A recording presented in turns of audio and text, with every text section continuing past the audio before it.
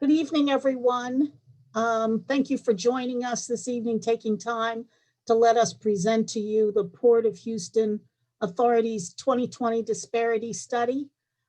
We did have about 112 people who registered for this presentation. We have 28 now on. I'm going to wait a few more minutes to let a few more people join us before we get started.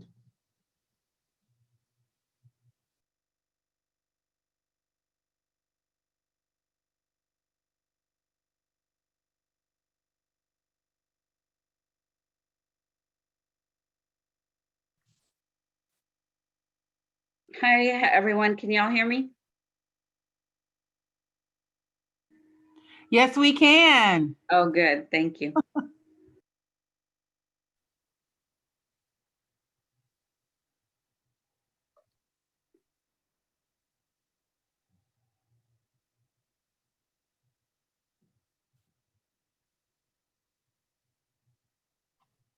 Or is here, just waiting for the rest of the people. Can you hear me? Or you score?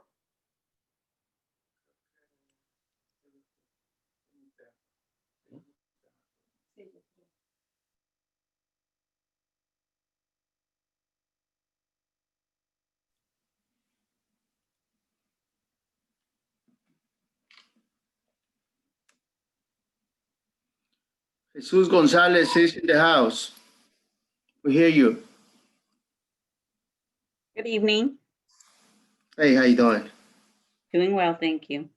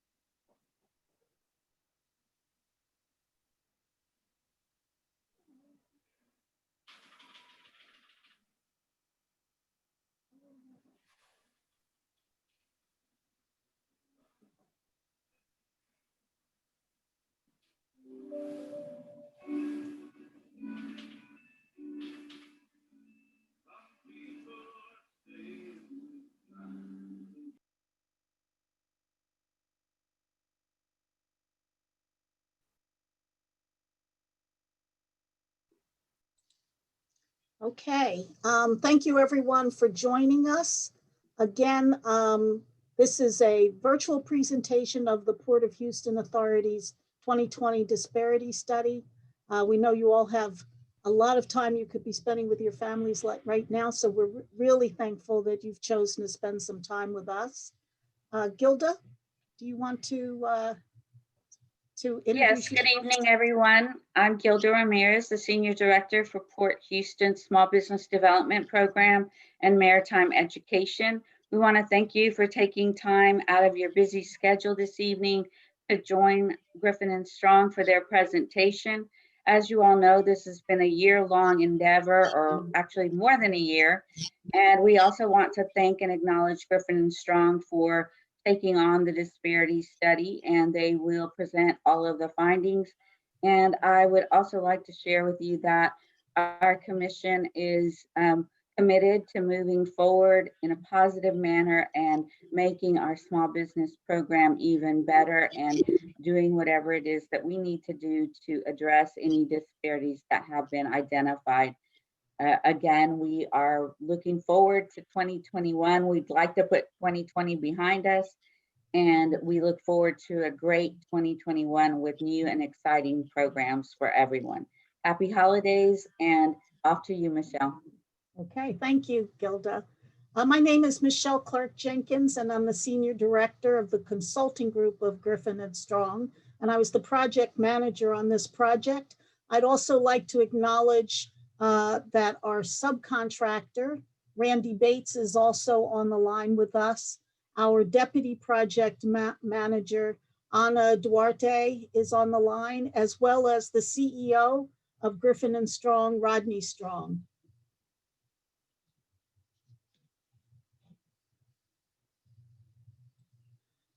So the technical approach to our study is a pretty detailed one, which is why disparity studies take about a year or more to complete.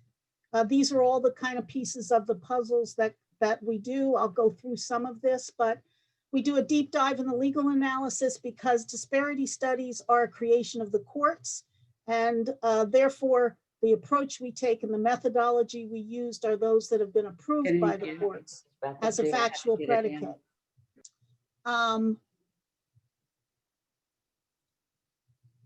We also do a deep dive into the purchasing practices, policies, and procedures of the Port Authority to see what kinds of practices and policies they have that could present on their face a barrier to minority and women-owned firms, as well as just to see areas where, when we do complete the study, where we might be able to find areas that could help the port to be more inclusive.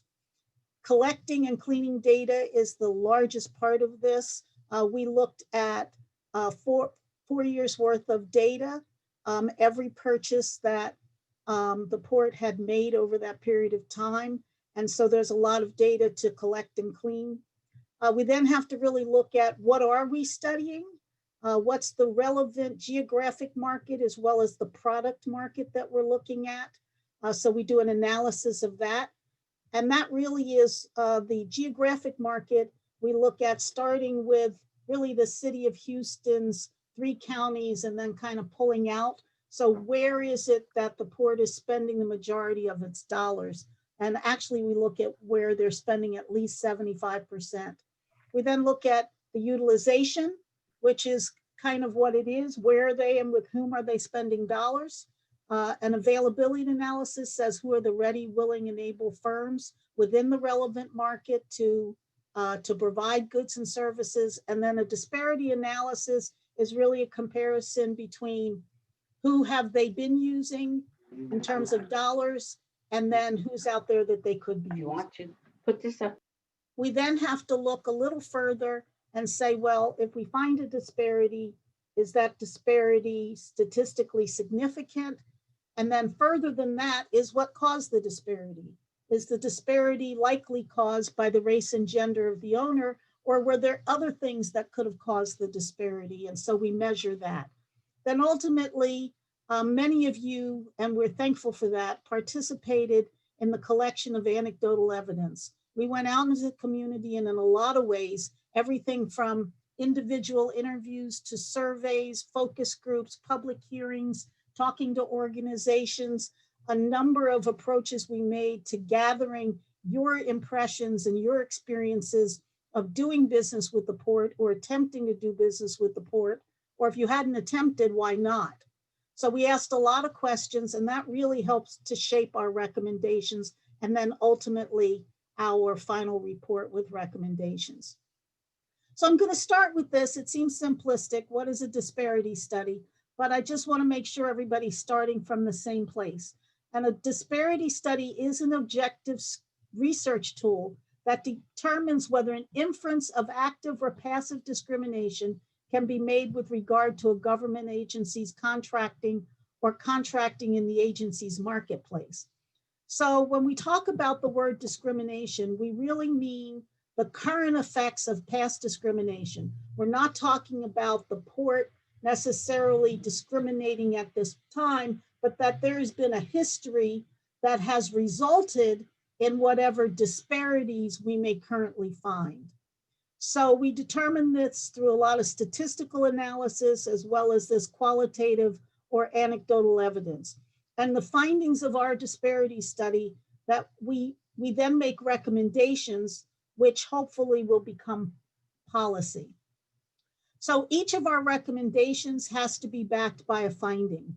So we can't just make any recommendations based on the study now being complete. We have to be able to tie that to what we found. So again, I mentioned that disparity studies are a creation of the court. For those of you who are interested, here are the kind of court cases. It was quite a while ago, 1989, when the court really spoke on this, that really created the necessity for doing disparity studies. In essence, what the court said was you can't assume that because there's been societal discrimination that there's discrimination in procurement. So you have to measure that not by population, but by the availability of businesses in the marketplace. And you have to determine your marketplace. You can't just say, well, we're going to include everybody in this. You have to determine where that particular jurisdiction is doing business. So the court really hasn't spoken much about this, the Supreme Court, except for Adirondack, which really added the federal government into this kind of an analysis. And then there were local cases in your Fourth Circuit, Coastman and Scott versus Jackson, that give us a lot more insight into how we need to conduct a study in the state of Texas. So two things come out of in terms of how disparity studies have to be crafted. One is that if you were to have a race and gender conscious program, you cannot have one without a study like this, because what you have to do is say, the courts have said that you run afoul of the 14th Amendment when you give a preference to one group of people over another, particularly these suspect classes like race and gender. And so in order to overcome that, you in essence have to create a factual basis and evidence on why that should occur. What are we trying to fix, or what are we trying to overcome? There has to be a compelling state interest in order to provide a preference based on race or gender. Further, like I mentioned before, your outcomes and what you recommend have to be narrowly tailored to avoid over-inclusion or under-inclusion in whatever remedies you come up with. So our study parameters were FY 15 through 19. And then we looked at 5 industry categories. Again, Croson talks about whether there has been disparities in certain industry categories. Not just, well, there's this work over here, this scope of work over there, but you're looking at full industries. So we look at the industries of construction, architecture and engineering, professional services, other services, and goods. And when we did our relevant geographic market area analysis, our relevant market was the 3 counties in the city of Houston, which are Harris, Montgomery, and Fort Bend. As a matter of fact, our measuring was at least 75%. And in fact, the port is spending its money locally. That's always good news for you taxpayers, that the over 80%, I believe actually at least 83% of all of their dollars they're spending are with firms that have locations in that 3-county area. So availability, what is availability? It means that a firm has demonstrated interest in doing business with government. That's the ready, willing, and able. So willing is, I've tried to do business with government. They're located within the relevant geographic market area that we call the RGMA, and they perform services or provide goods in the relevant industry category. So we also test capacity, the ability for the firms to perform this work, and we do this in something called a regression analysis. And we look at the regression analysis tells us whether race and gender factors have been impediments to the success of MWBEs in obtaining awards in the marketplace. In other words, we're not just saying, well, because you've performed services before, that means you're the only ones who can perform services. We say that there becomes, is there or is there not an element of discrimination or disparity that has entered that may have kept people from being successful or being able to provide certain goods and services. And again, I'd like to emphasize that that is a historical building up to and not necessarily anything that's current, but it would be the current effects of past and continuing discrimination. So we looked at this industry by industry. So again, remember, we only looked at firms that have locations within that relevant geographic market in those 3 counties. So in construction services, we said of all the dollars that the Port Authority spent in construction services, either to primes or to subcontractors. So in other words, if a prime got a contract and they paid a subcontractor, let's say they're a non-minority prime, and they paid us a minority subcontractor, we took the money away from the non-minority and applied that subcontracting dollar to the minority-owned firm. So in essence, we're saying who ended up with that money in their pocket. So in the construction services area, the total minority dollars in percentage of dollars spent with minority-owned firms was 3.94%. The percentage of available firms that we found in construction services was 36.36%. The disparity index in that next column is 10.84%. So in order to understand that column, 100 would mean that the utilization, the percentage of dollars, and the percentage of available firms match up. So you would see pretty equal between the two. Then your disparities index would be 100. Anything under 100 and the lower it gets below 100 is the deeper the disparity. We also say that anything that is between 80 and 100 is not statistically significant. So in that next column, you'll see underutilization all the way down, and then you'll see an asterisk that says that it's under 80%. So in each of those categories, we found that there was statistically significant underutilization of all of those groups with the asterisks in the construction services area. And we found that non-minority owned firms were in fact overutilized. And if you notice, that number is over 100, which means overutilization. In architecture and engineering services, again, looking at primes plus subcontractors, we find that the total minority percentage spent was 5.76%. The percentage of available firms was 37%. The disparity index is 15.56. So again, in each of those categories where you see the asterisks, there was statistically significant underutilization of each of those groups.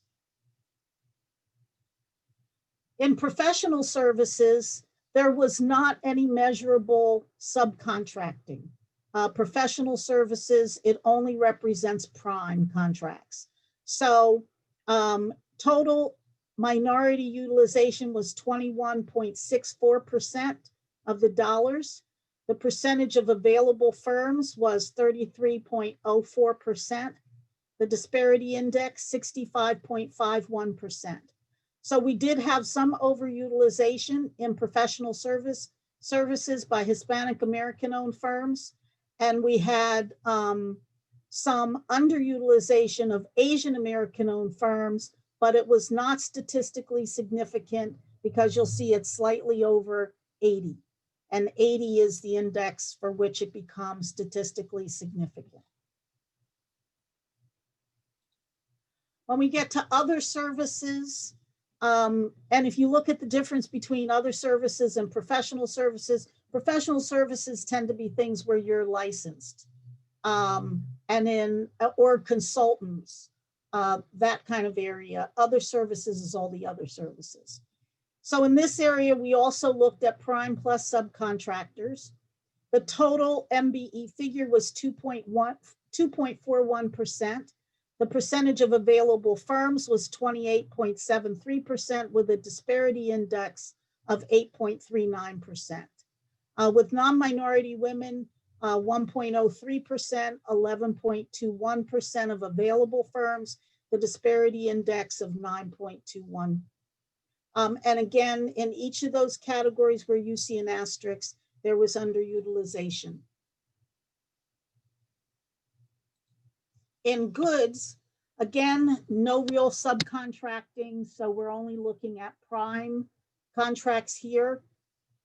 The total minority number is 0.87%. The non-minority woman number is 0.35%. The percentage of available firms in that combined MWBE group is 30.67%. And again, you have statistically significant underutilization in all of those groups with asterisks. So at the end, GSPC found statistically significant underutilization of minority and women-owned firms in all 5 industry categories, except Asian American and Hispanic American owned firms as prime contractors in professional services. Our regression analysis, now remember what a regression analysis does. It helps us to understand the cause of the disparity. So what we really do is we take a number of other things that could cause that disparity, and we kind of equalize it out.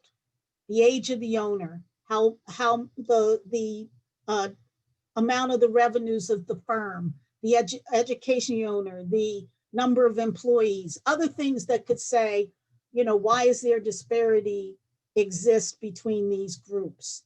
And after we control for those things, if there is still a disparity, then we have this inference of the deep disparities that we talked about before. And we then have the basis for a race and gender conscious program. This statistical information was also supported by the anecdotal evidence and experiences that we got from firms in the market area. So we made a number of recommendations to the port. One of the first recommendations was technical assistance and review of specialization. The port does have some specialization in some areas because they do, you know, marine kind of work. So what we're recommending is that the port provides some assistance, technical assistance, to help firms, particularly minority and women-owned firms, to begin to do work for it to make a commitment to bring in more minority and women-owned firms who can cross over and do work in even some of the specialty areas. We also found there are lots of areas that weren't specialized where they can do a lot more outreach and some more technical assistance. So for example, if you are a commercial painting company and the port needs to paint cranes, what would it take for a commercial painting company to be able to paint cranes for the port, which may be considered a specialty for them. So that's the first thing, is that we're asking them to really review and see, first of all, is it really a specialization, or can firms who generally do this work do work for the port? And if they can't, then what would it take to bring them over? There are some examples of other agencies who do this kind of mentoring, mentor protege programs, or do these kinds of technical assistance programs. We also ask that the port strengthen its institutional support of the Small Business Development Program, particularly because we are recommending some new race and gender conscious components. And of course, that takes some more staff. It may take more budgeting. And definitely, we would like to see the Small Business Development Program get involved very early on in these procurements to make sure that we're doing as much inclusion, particularly in outreach, to minority and women-owned firms. We are recommending MWBE subcontracting goals, that there in fact be goals that are race and gender conscious for subcontracting. We're recommending robust good faith efforts. What that means is that if you set a goal on a project, an MWBE goal, a firm either has to meet that goal or they have to demonstrate good faith efforts. And they have to have a right to demonstrate good faith efforts. In other words, I went out and I tried to get firms who could do the subcontracting scopes of work that I need on this project. For whatever reason, I was not able to do that. They have to demonstrate good faith efforts. If they don't meet the goal or demonstrate good faith efforts, then we're recommending that they be deemed non-responsive. We're also recommending a small business reserve program. In other words, there would be a threshold of contracts under which only small businesses would be able to bid. Now, this is a race and gender neutral activity, but by having firms only bidding against other small firms, we believe that that will help to build some of the numbers. One of the things we found in our analysis was that the current small business program that the port has, about 71% of all of the firms who came in as primes in that small business reserve program were in fact MWBE firms. So they have been working with what they've had and maximize that, and we commend the Port Authority for doing that. But only about 8% of all of their contracts went to small businesses. So the more contracts that go to small businesses, hopefully the more of those contracts will be won by MWBE firms. We also mentioned that professional services, there was not any measurable subcontracting in that area. We'd like to see some mandatory subcontracting in professional services. One of the things that you hear is that from firms when we do interviews is, particularly in those firms who are in these areas of professional services, is that they can't get in. And if they can't get their foot in the door as a subcontractor and then be able to build the capacity to become prime contractors, it becomes very difficult for them to break in and do work. So this is one of those areas where the door can be opened for firms to come in by letting them do some subcontracting work. Unbundling contracts. You know, I think everybody's aware that the port does some very large projects, and for lots of reasons, those are put together as large contracts. So we're asking them to review them for unbundling so that there are more opportunities for small businesses to participate. Strengthen outreach and forecasting. We have commended the Small Business Development Program because they have done a lot of outreach. But now we're getting them to focus on the race and gender conscious aspects of this. So we're asking to strengthen that outreach and also forecasting. One of the things we heard over and over again was the concept of informal networks, kind of a good old boy network. It's only the people who have the in who are getting in. Well, if you strengthen your outreach, and you invite more firms and you work with them and you try to bring them in. And then it's not about who knows about something first, but that there's forecasting far enough out so everybody knows what's coming up. Then that helps to dismantle that informal network, or at least the perception of it. We also talked about the port consider tailoring its commodity codes. Right now it uses kind of it uses NIGP codes, which are very broad. And what happens on two levels, one is that probably firms who work in an NIGP code, you get bombarded with certain probably notifications in areas where you don't do work. But more importantly, it helps to hone in the particular scopes of work that the port does that would not be so broad and would allow to be very clear what kind of scopes they are utilizing. Prompt pay review. Our survey to business owners did not really show up any MWBEs who had been paid more than 60 days. But when we did some staff interviews, there was some concern about making sure that both prime and subcontractors are paid on time. So we've just asked the port to keep an eye on that and to review prompt pay or their pay responses. And then also bonding assistance. Bonding assistance is always a big area. So it's really just a review to make sure that the bonding that's being requested for on a contract by contract basis is really necessary. So now the next steps to implementation, it would be first to accept the disparity study report and its recommendations. We would then do a gap analysis to say what can they do under their current authorizations, and then what would they need more authorizations to do.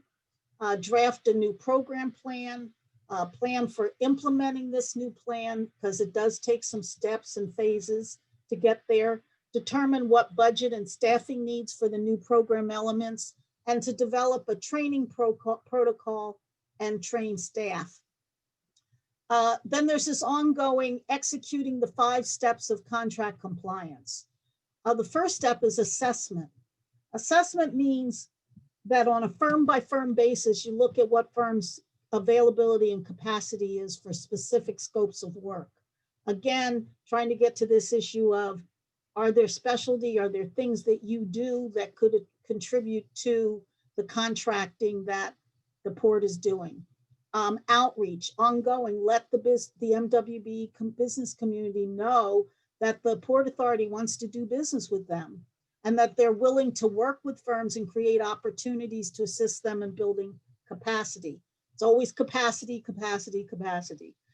Certification and verification, which is encouraging firms to get certified as an MBE or a DBE. I mean, at this point, if there's going to be a program with particularly MWBE goals, you won't satisfy those goals if you're not certified. So it's important for firms to get certified.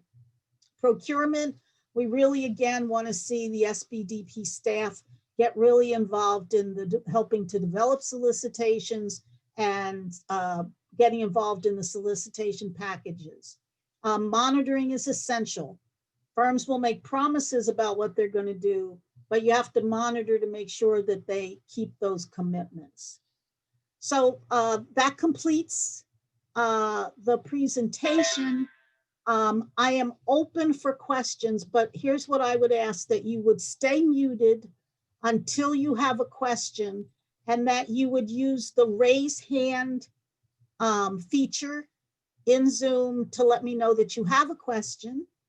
You can post a question in the chat, or you can just do this so that I see you and know that you have a question to ask. So do I have any questions? Oh, Gilda. I don't have a question. Again, I just wanted to thank everybody, Michelle, Rodney, and your team. Thank you again. We also have 2 of our commissioners that have been on the meeting, and I wanted to acknowledge them. As I mentioned, they are very supportive in moving forward in a very positive manner, and that is Commissioner Wendy Clunan and Commissioner Cheryl Cruzo. So thank you both for joining us today, and if you would like, you're welcome to say a few words. Otherwise, we'll move right into the questions and answers. Thank you again for joining us, and thank you all for being with us this evening.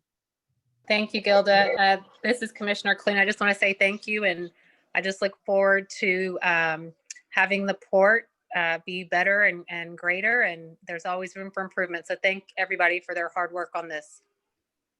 Thank you, Commissioner.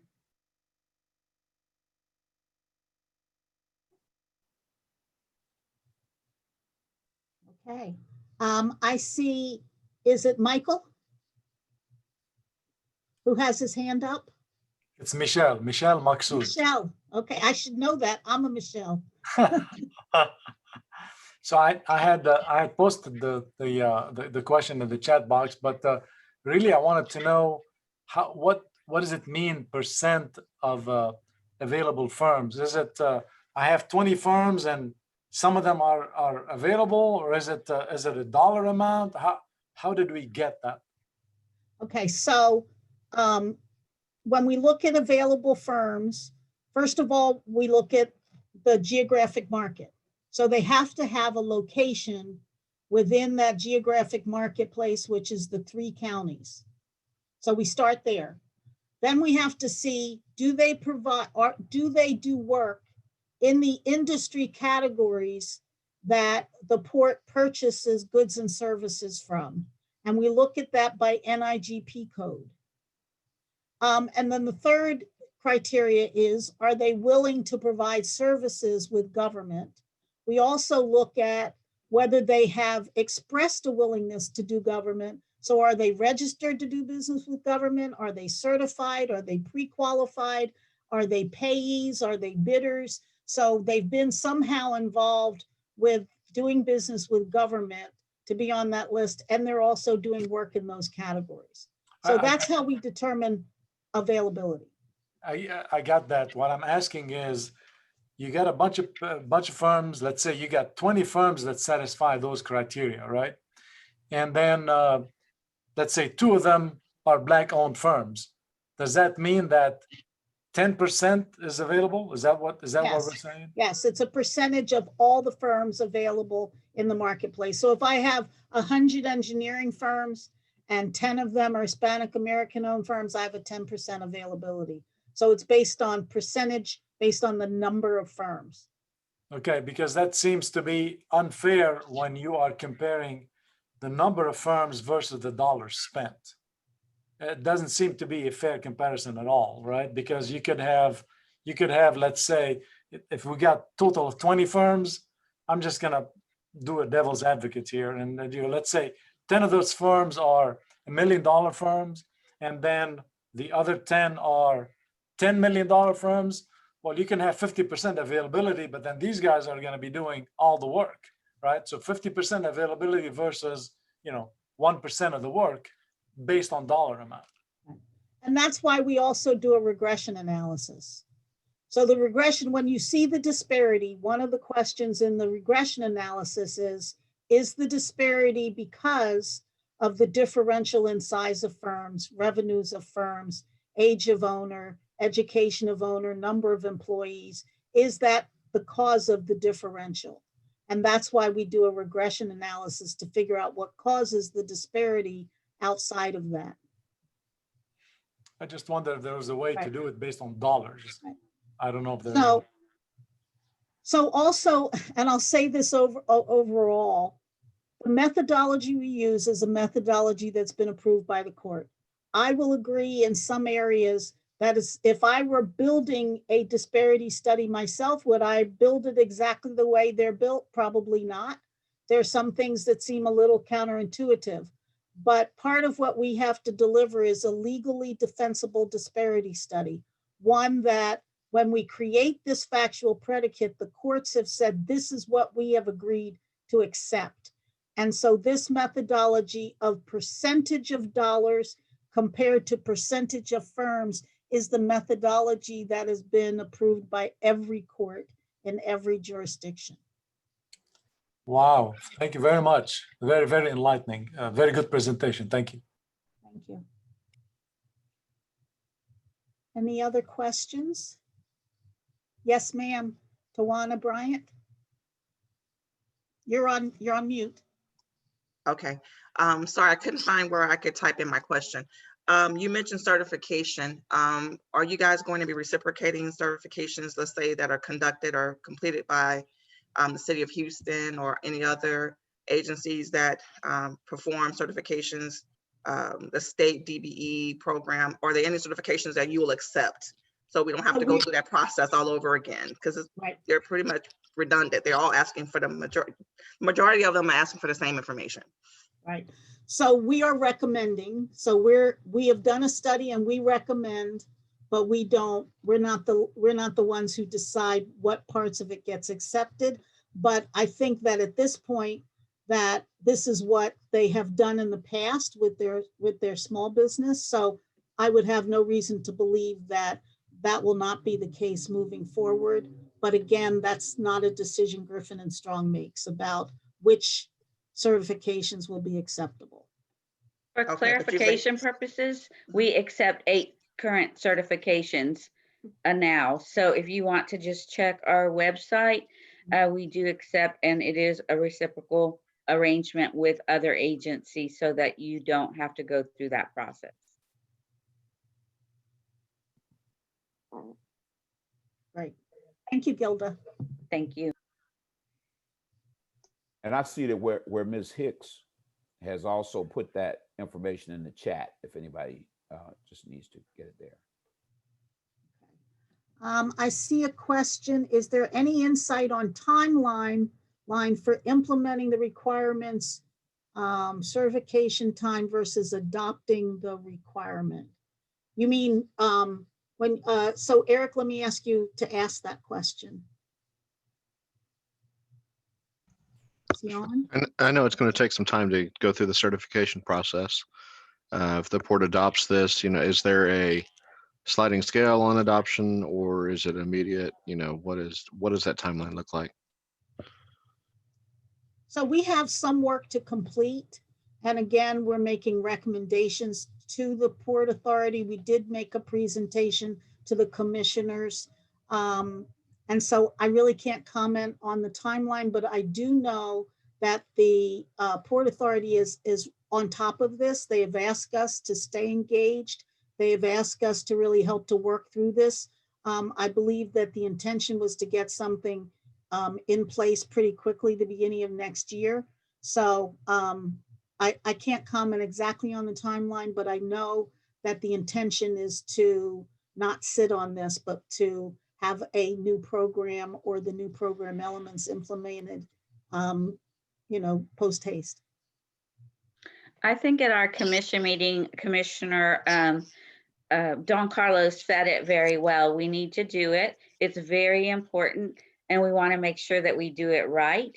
Wendy Clunan, our commissioner, is the chair for the Procurement and Small Business Task Force, and she has asked that we come to a meeting in January on the 24th with some recommendations. This isn't something that's going to necessarily happen immediately, and it may be pieced. It's just going on to do and what the commission instructs us to do and how we move forward. But I can assure you that it is a sense of urgency with us, and we are very aware, and we're going to make this, as I said earlier, a very productive, and it's going to be an exciting opportunity for us. So we're looking forward to it. Yes, Mr. Gonzalez.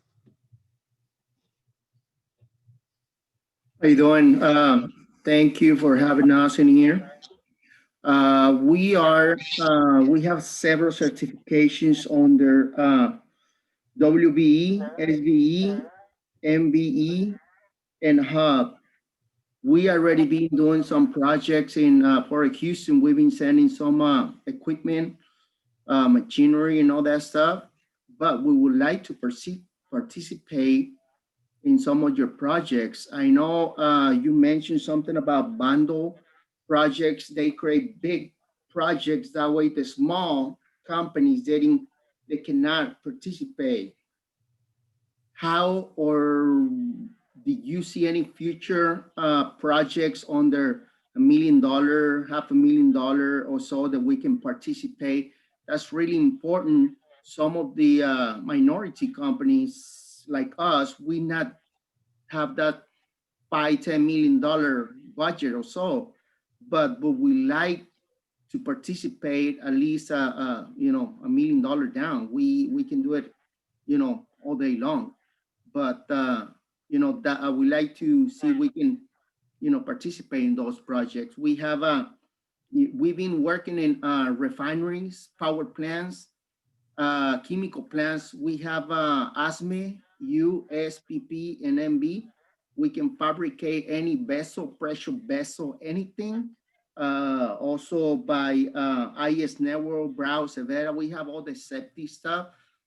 We try to diversify here. We're not really depending on the oil, but we do service, and we would like to diversify on the Port of Houston and everywhere else. How can we be more effective to participate on any project that you may have? So a couple of things in terms of the recommendations we've made. We made this recommendation about the Small Business Reserve Program, that they would create a threshold so that there would be certain projects set aside that could only be bid on by small businesses. So that's one thing. The other is of course, the subcontracting, and now putting in MWBE subcontracting goals. And then of course, the third is that these elements of contract compliance, one of them is assessment. So one of them is, you know, it's one of the reasons why we need a few more resources to really carry out everything we're recommending, probably for the Small Business Development Program, because the idea is a firm like yours who has some specialty skills, who do skills in this area, that Gilda and her group get to know who you are and get to assess those things. If they're involved more in the procurement part of it, they can know. And if there's forecasting and if there's outreach, then okay, this is coming up in 6 months or in a year. Are you ready? And where are you? And she says to you, you know, this looks like a project that has your name on it. You know, you might want to get ready to bid on this. So it's not just one answer. I think it's a number of elements of a really good and strong and effective program whose intention is there's an intentionality of getting more minority and women-owned firms in doing business, you know, with the port. That's the goal. And so when that's your mindset, then all of these pieces I talked about work together to help to increase that number. Yes, sir.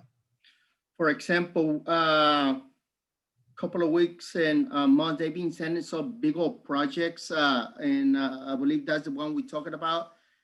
We already interested in, for example, BCT fire suppression system. Those are these tanks right here. And we send an email to the guy in charge of from that project to see if we can walk that project or see what exactly we need, any more of information. And, you know, until this time, we never been answered back. Yeah. So we will what I would participate, but, you know, sometimes they send the RFQs, you know, one day prior, you know, expiration. So that's kind of like, you know, unprofessional too. Michelle, do you mind if I weigh in on this for a second? Go ahead, Rodney. Yeah.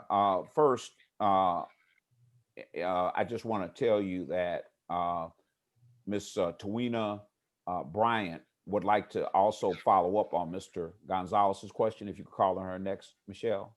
Mm-hmm. But Mr. I also Gonzalez, have Brian Smith with his hand up. So I see a couple of people. Okay. okay, but I would like you to specifically follow up on that one because it's a direct follow-up to Mr. Gonzalez's question. Okay. But Mr. Gonzalez, I would really like to just, I hope I'm not going to be redundant, but I really want to emphasize that you are exactly in the spot that we have anticipated with this study, because we recognize that there are a lot of firms out there, primarily prime contractors, who have a certain group of folk that they are used to working with for the various trades that go into whatever it is they're producing. and they do a certain amount of work on their own. They do certain other work with a certain group of contractors, and they designate them as if there's something magical about them because they've worked on port projects before. And what we're trying to do is to open that system up. And we're trying to do it using the techniques that that Michelle was talking about. The very first one of those is forecasting. That is recognizing that projects are coming long before they ever hit the street, so that they can notify businesses like yours that these projects are coming down the pipe.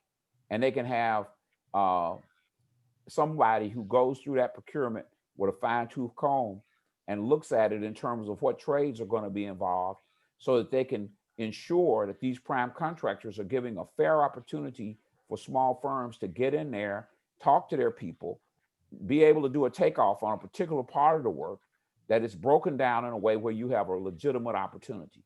Yes. We recognize that that's really what you need. That's the way all these projects work. This is not rocket science. It's the science of compliance. It's whether you can actually go in there, break the project down to its least common denominator, so that smaller firms will have an opportunity to participate on the project. And so that's why we recommend contract forecasting. We recommend unbundling.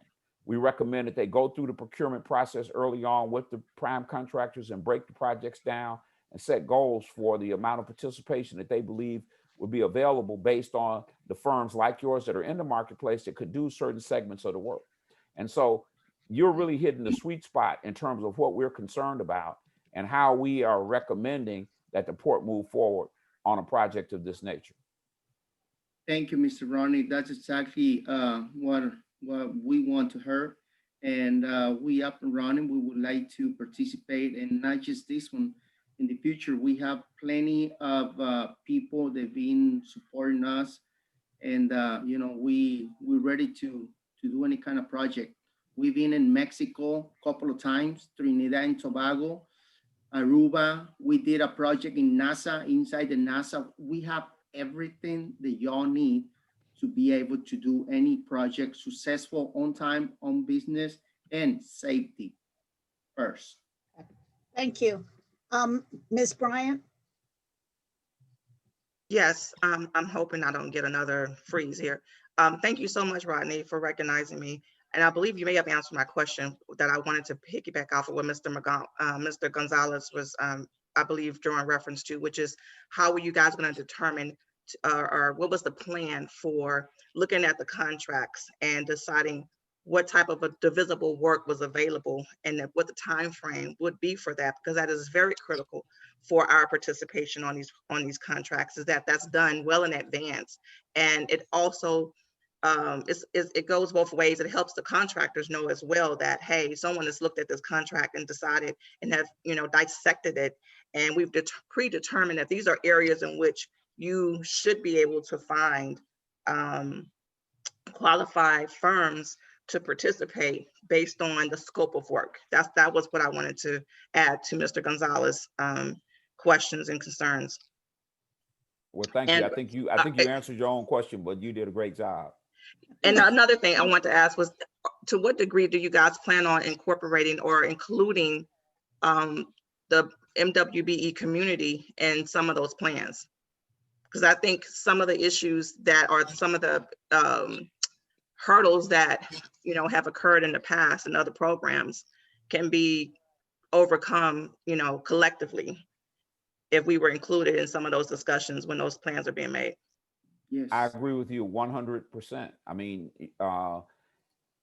you need to have an active relationship with the community, because you're trying to do outreach in such a way where folks are saying, hey, we could do a portion of this work, but they're bundling it in a way that, would make it impossible for us, or they're asking for certain types of requirements that we just can't meet.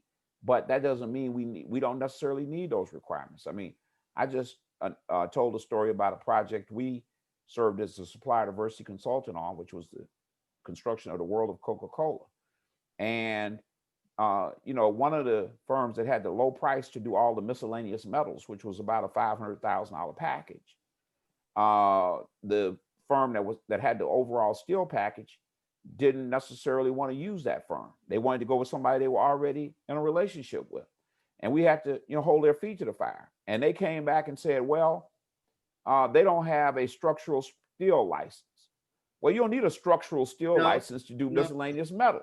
No, And sir. so those kinds of barriers have to be identified Mhm. in real time, not abstractly, not in some kind of a Exactly. theoretical way. But you got to do, Mhm. contract compliance is a process that requires active engagement on every procurement to ensure that you're looking at the real opportunities and not letting, folk who have a separate agenda dictate, what's going to happen. Oh, I've got a relationship with this guy, so I don't want to go and have to sub that out to somebody I haven't got a relationship with. No, we want to break those relationships up. That's really the heart of doing a quality contract compliance program. And so that's what we're recommending.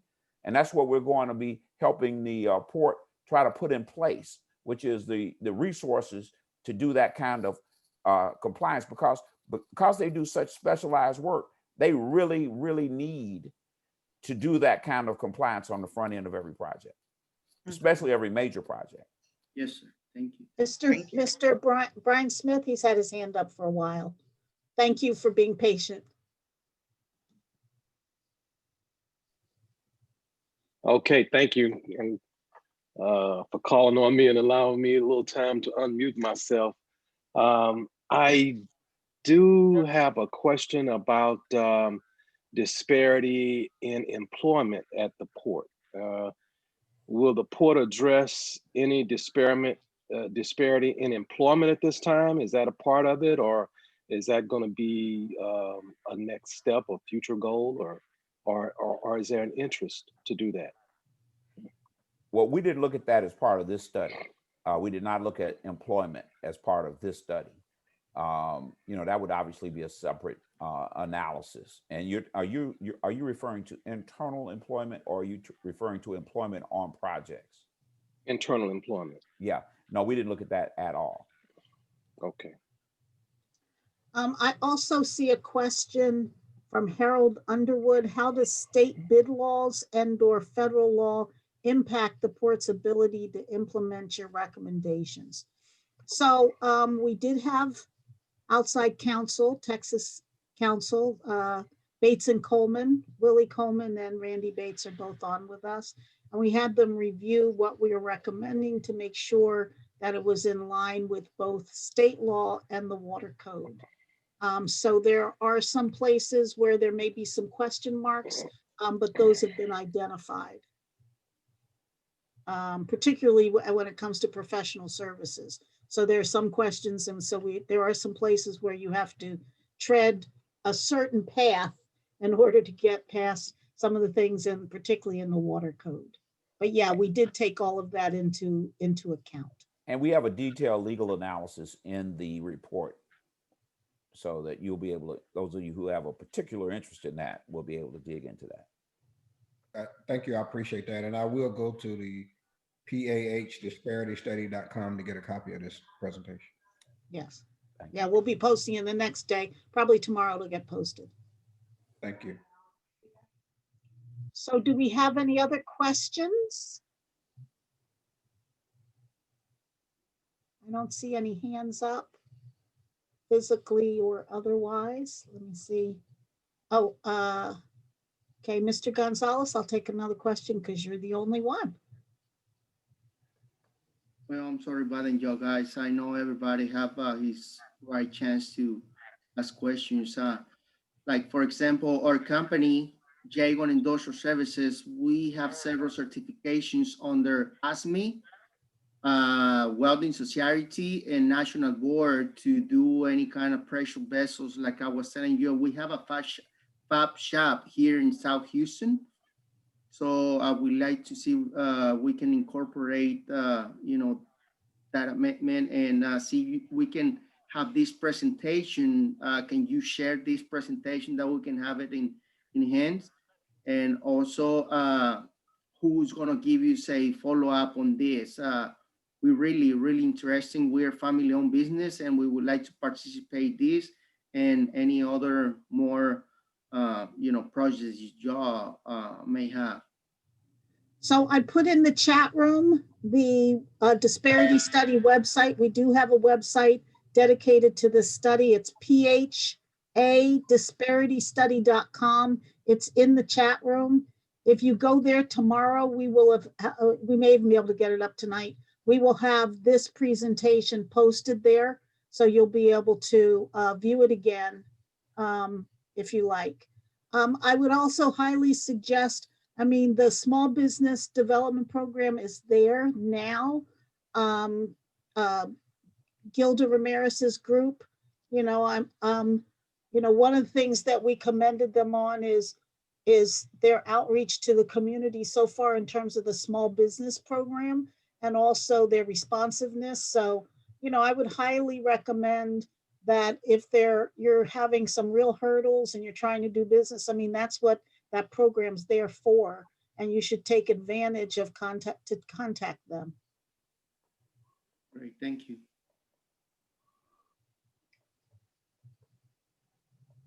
Any other questions or comments?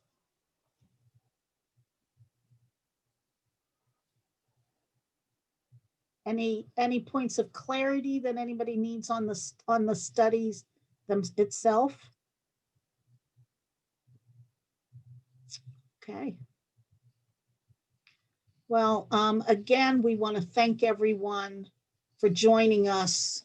We know there are lots of things you can be doing with your Tuesday evenings. So we're really happy that you chose to find this so important that you would spend time with us. Ms. Bryant, you had another question? Yes, I'm sorry, I had to step away. I do have a question. What provoked this? It's long coming. I'm just curious to know why now? Well, I guess somebody from the port would have to answer that, but you know, we're really happy that they decided to move forward. We believe that there's a lot of opportunity to do a lot more business with the targeted firms. And Ms. Ramirez just appeared, and I think she's going to give you an answer. Okay. Good evening again. I just wanted to clarify that this request for a disparity study, we entered into an agreement with Griffin and Strong in 2019, and we put out our RFP to do this in 2018. So it is something that we've been working on for several years. As Ms. Michelle said, that it takes a long time for the disparity study for those findings. And so it isn't something that we just did now. It's something that we, at the request of our commissioned this study and have been looking at for several years. And we want to, of course, do a really good job and be reflective of our community. Okay.